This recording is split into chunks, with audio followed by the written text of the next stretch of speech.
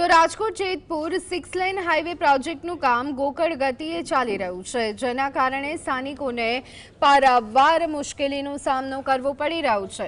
કોંગ્રેસના સતત વિરોધ અને મીડિયામાં આવેલા અહેવાલો બાદ આખરે નેશનલ હાઈવે ઓથોરિટી એક્શન મોડમાં આવી છે, પરંતુ આ કાર્યવાહી કેટલી અસરકારક રહેશે તે એક મોટો પ્રશ્ન છે। નાહઈ દ્વારા એજન્સીને 25 લાખ રૂપિયાનો દંડ ફટકારાયો, જે પ્રોજેક્ટના કદ અને વિલંબને જોતા ઘણો ઓછો જણાઈ રહ્યો છે। શું આ માત્ર દેખાવ પૂરતી કાર્યવાહી છે?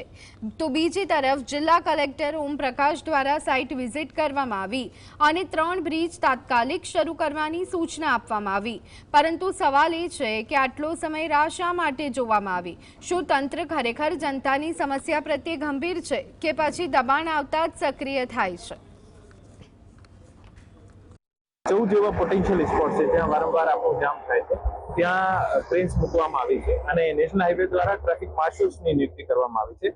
સ્ટેટ પોલીસને પણ સાથે રાખીને, પોલીસના જવાનો પણ સાથે રાખીને અમુક જ્યાં ક્રોસ મુવમેન્ટ થાય છે, અપોઝિટ ડાયરેક્શનથી મુવમેન્ટ થાય છે, આ તમામને રોકવાના પ્રયત્નો કરવામાં આવી રહ્યા છે અને જ્યાં જ્યાં કામ પૂરું થઈ ગયું છે આ બ્રિજને પણ ખોલવાનો પ્રયત્ન શરૂ કરવામાં આવ્યો છે। એક બ્રિજ 2 દિવસ પહેલા ખોલી દીધું છે, આજે આપણે જે બ્રિજ ઉપર ઉભા છીએ આ બ્રિજ પણ આવનારા 2-3 દિવસમાં